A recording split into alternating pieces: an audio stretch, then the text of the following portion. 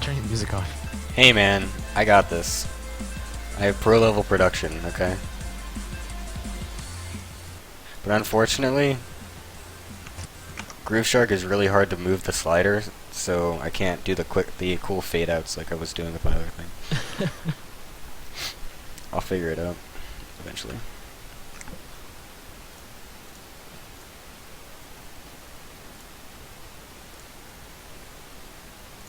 Alright. Alright. So on the top left, the red Protoss playing for Seed, which is a part of Root. It is our Protoss player, Arium. Over to the bottom, as the blue Zerg playing for Infinity 7, it is Sanddbox. Both players just having a little fun, bantering around. Apparently these players have some sort of rivalry or something. They were going at it in the Skype chat too. Oh, so right off the bat, we can see that Arium is going to go for a Forge fast expand. Yeah, I mean, for a point there was, the gate expand was definitely much more popular after like Naniwad started doing it and everything, and Forge expand started to drop off a little bit, but now it's kind of come back again, so pro players kind of just do like 50-50 in terms of gate expand and Forge expand, so Zergs kind of have to actually scout now instead of just assume everyone's just going to do gate expand now, because Forge expands are coming back in right now. Yeah, and it's very useful as a Protoss to know both Forge fast expand and gateway expand, because like Gemini just said, it does require that the Zerg to sort of stay on their toes more and scout. We see Arium just going for the standard pool. You mean Sandbox? Or sorry, Sandbox. I'm not going to be one of those casters that lets slip ups go through. Okay, yeah, catch me if I. Also, I think I might have said top right earlier for Arium, but he's in the top left, just to clarify. Did we mess up on that? No. Who cares? Alright, so Arium is going to pylon block. Sandbox did bring 2 drones down to try to kill this probe. He's just going to go ahead and expand at the 3rd location. This is pretty normal for ZDP. You see this happen pretty much most Forge fast expand games. Yeah, he also went and saw that the 3rd was taken, so he actually canceled the pylon, which is really smart. Make sure he doesn't waste that money. And he's just going to go ahead. Was that a Nexus first or was that a Forge first? I couldn't tell. That was my first. Okay, something went off on my other screen, so I couldn't see it. But yeah, so I guess he's just playing much more safe in that regard. He did see a 14 pool as well instead of 15 pool, so there is the possibility that Sandbox could have tried to run Lings in. True. So he may not have wanted to play super risky. So we'll see exactly what he decides to follow this up with. Of course, the Forge expand is going to look pretty normal and boring until he actually gets his gas collected. And we see a tech come out after the cyber core. Yeah, and there go. Yeah, this is double gas. That's normal. Okay. So this is a very standard play coming out of both players. Sandbox going for the quick triple hatchery. So it looks like it's going to proceed to a pretty standard macro game. Yeah, one thing of note though is that C did choose to go Forge first before the Nexus. I don't think he had to be that safe, because the 14 pool, even if they rush Lings to your base, you can usually get the cannon up and kind of just... Yeah, even with Nexus first, you can get the cannon up in time. So unless they send like 8 or 10 Lings, most of them are going to die running past that. But kind of a stylistic choice, I guess. Yeah. So just choosing to play very safe. I mean, there was also the thing where he could have let the pylon finish, and then the things could have possibly stayed there. But again, there's also the thing where he might not have stayed there. He could have just run past, in which case the cannon would not have been finished, since you wouldn't have had the extra money to throw it down ASAP. So again, he's just playing super safe. Alright, so the Cybercore is finishing right now. We'll see if he decides to Chrono Warp Gate, and he is. He's not getting any tech directly after the Cybercore as of yet, so so far it looks like he's doing an early gate pressure. However, there has been no early +1 either. He is favoring to get a Stalker out first, and a Mothership Core as well. His Zealot is over here knocking these rocks down, so... Oh, well, that's interesting. Yeah, so he's going to go for fast 3 base. Yeah, he is. Oh, wow, that's weird. I actually really like this coming out of Arium. Because this is the map to do it on. If you're gonna do it faster, yeah, exactly. This is the map to do it on. Probably the safest third you can take against the Zerg player. Mothership Core out now. I'm confused as to why he chronoed Warp Gate though. Yeah, I mean maybe he just wanted to get. Wow, he's actually chronoing a lot on that gateway.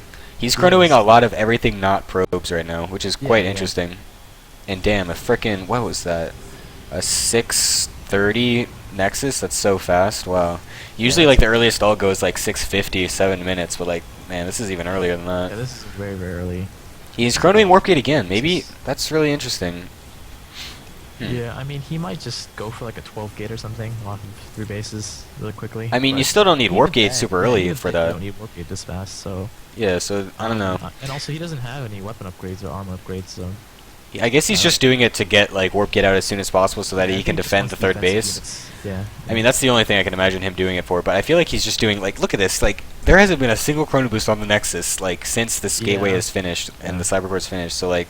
He's definitely stacking probes for this, and he's actually getting a Twilight Council after this as well. Yeah, if you look at the unit count, I mean, yeah, right now, it's 60 drones to 42 probes. At this stage in the game, 8 minutes, 9 minutes in, you can actually match the Zerg in worker count if you chrono boost all your next side. Yeah, but of course he's been chronoing his Warp Gate and Cybercore this entire time. Sanddbox, on the other hand, he's just playing completely and utterly standard. He's got his Ro4, he's got 1 Evo for getting missile attack upgrades. He's getting his lair right now. It's about 3/4 done, and we'll see what kind of tech he gets after that. If he decides to play standard like Roach Hydra, and then eventually a Muta switch, or if he just stays on Roach Hydra Viper eventually as well. But again, that's also going to be dependent on what Arium goes.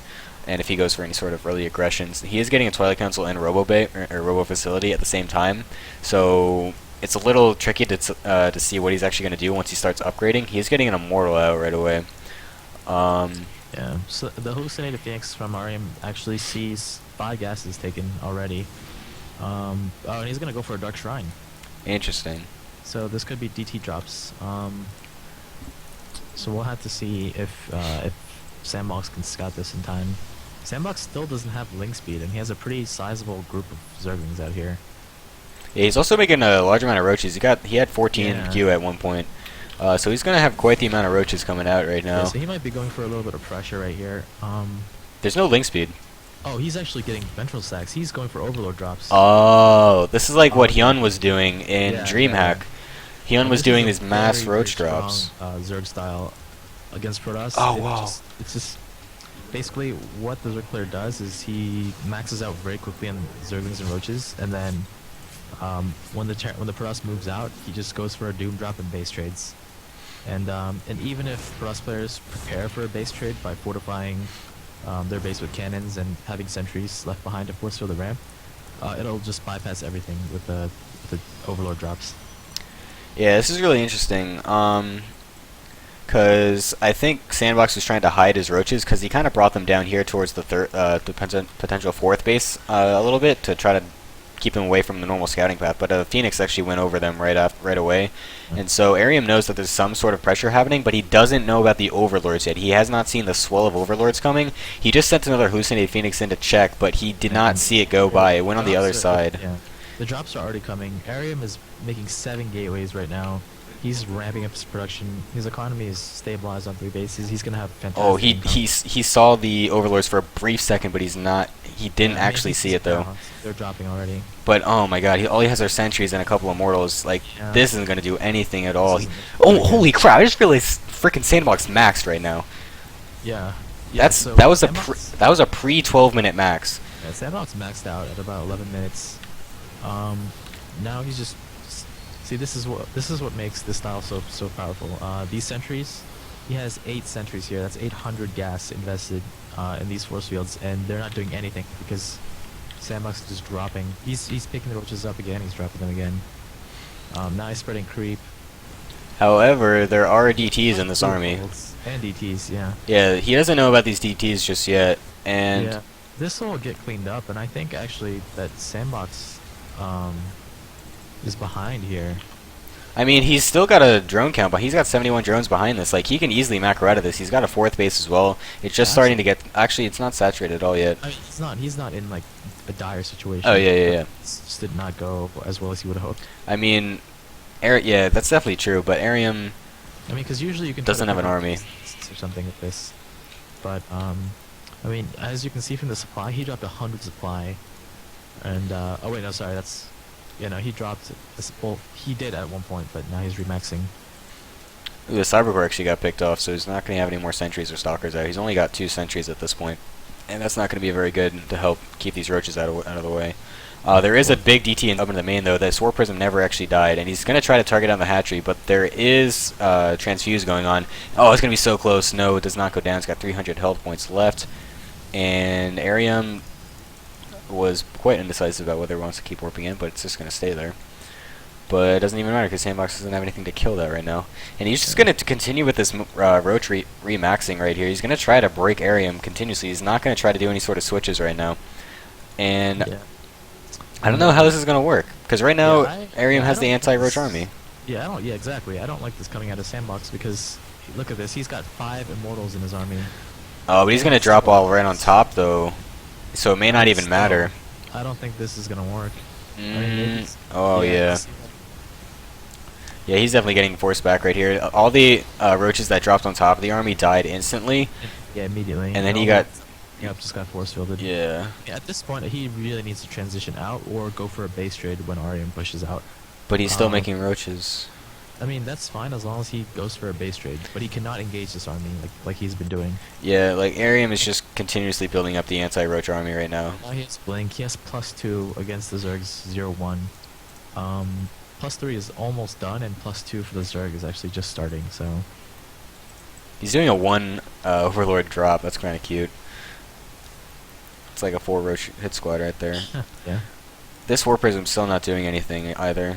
I would like to see that just go up to the 4th or just go anywhere really. Like he needs to do something with that. And Arium is gonna push out here. He time warps the army. He might. Oh, he's trying to get in range for force fields, but he doesn't quite get it. And I mean, he's still. I mean, Sanddbox is still stuck on roaches right now. He needs to do something. Yeah. He's got an infestation pit now. Yeah. But I mean, we'll have to see if this is gonna be for swarm hosts or infestors. I mean, it's probably gonna be for swarm hosts. But I mean, I think he's gonna die here if he doesn't base trade. He cannot engage this army. It's gonna be close. He's got a really nice concave, however, and the force fields are actually non-existent now. Those were the last couple force fields that Arium had, but I don't know if it's gonna matter. With good blink micro and those immortals in the back. Yeah, exactly. He's just mowing through the Zerg army right now. There's absolutely nothing left. There's only a couple roaches, and Arium hardly lost any of that. Supply tells the real story. It's 154 for the 164 for the Protoss. It's actually, they're actually even. That was quite funny. But I mean, you don't want to be even. Exactly. When you're on roaches and your enemy has Blinkstalker, Immortal, Archon. Yeah, this is going to be tough. He's throwing down emergency spines at this point. Yeah, it's and he can't even get him down. There are 7 immortals in this army. Damn, GG. And Arium takes a pretty solid game 1. I thought that Roach Max was going to kill him, to be honest. I was definitely thinking that was going to be a quick GG, but nope, not at all.